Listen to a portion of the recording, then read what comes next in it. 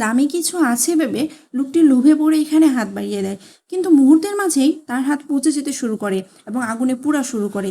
সে বুঝতেই পারলো না আগুন তার পুরো শরীরে ছড়িয়ে পড়েছে। কোনো মূল্যবান সম্পদ পাওয়া যে এত সহজ নয়, লোকটি তার জীবনের মূল্য দিয়ে সবচেয়ে গুরুত্বপূর্ণ শিক্ষাটি শিখেছিল। তার দলের অন্যরা আরেকটি রাস্তা খুঁজে পেয়েছিল। তারা জানতো সামনে আরো ভয়ঙ্কর বিপদ অপেক্ষা করছে, কিন্তু তারা থেমেছিল না। তারা খুব সহজভাবেই 7 স্টার পেরিয়ে গেল, কিন্তু অপ্রত্যাশিতভাবে বন্দুকের ভয় পায় না এমন কিছু জম্বির সাথে দেখা হলো। যুদ্ধে পরাজিত হয়ে তারা পালিয়ে গেল এবং আশ্চর্যজনকভাবে জম্বিগুলো থেমে গেল। মনে হচ্ছে ভিতর আরো বড় বিপদ আছে, কিন্তু তারা ফিরে যাওয়া মৃত্যু ডেকে আনবে। তাই তারা এগিয়ে যেতে লাগলো। আর একটু এগিয়ে যেতেই তারা 5 ইলামেন্টে পৌঁছে যায়। এই ইলামেন্ট যদি ভাঙতে না পারে তাহলে চিরতরে এখানে আটকা পড়ে থাকবে। জ্যাং পরিবারের সেরা দক্ষতা ছিল 5 ইলামেন্ট এবং এই ডায়াগ্রাম। শিয়াও জ্যাং তার হাতের কম্পাস দিয়ে একের পর এক বুদ্ধের মূর্তিগুলো জ্বালিয়ে দিল। সবগুলি মূর্তি জ্বেলে উঠল এবং 5 ইলামেন্টের গঠনটি সফলভাবে সক্রিয় হলো। ডায়াগ্রামের প্লেটটি ধীরে ধীরে উঠে যাওয়ায় স্বর্ণের কফিনের দিকে যাওয়ার রাস্তা তারা খুঁজে পেল এবং তারা একটি স্বর্ণের কফিন দেখতে পেল।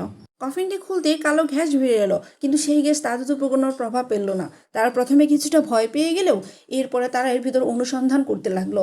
অবশেষে তারা পেল পৃথিবীর সেই রহস্যময় সম্পদ। কিন্তু সেটা জ্যাংয়ের চাচাকে দেওয়ার পর তিনি তেমন খুশি হলেন না যতটা খুশি তার হওয়ার কথা ছিল।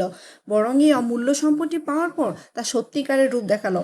জানা গেল তিয়াং তার দাদাকে হত্যা করেছিলেন, কারণ তিনি তার দাদাকে অনুরোধ করেছিলেন পৃথিবীর রহস্যময় সম্পদটি খুঁজে দিতে, কিন্তু তার দাদা সেটা প্রত্যাখ্যান করেছিলেন। তাই তিনি তার দাদাকে হত্যা করেছিলেন। চাচা সফলভাবে সম্পত্তি অর্জন করেছে, তাই এই লিকগুলি তার কোনো প্রয়োজন নেই। তাই সে সবাইকে মেরে ফেলার চিন্তা করে। সে তার দলের একজনকে আঘাত করে যে জম্বির সঙ্গে মোকাবেলা করেছিল। লোকটির মুখে ফেনা তুলে বিষ খেয়ে মারা গেল। শিয়াও জেংকে মারার জন্য বন্দুক ধরল, কিন্তু ওই মুহূর্তে চাচার পিছনে কফিনের ঢাকনা খুলে যায় এবং 1000 বছরের পুরনো কফিন থেকে বেরিয়ে আসলো এক যোদ্ধা। তার শরীর 1000 বছরে পচে যায়নি। তা 1000 বছরের পুরনো যোদ্ধা তার তরবারি দিয়ে একে একে চাচার আনা লোকগুলোকে পরাজিত করতে লাগলো। তিয়ানও তার দ্বারা কোণঠাসা হয়ে গেল।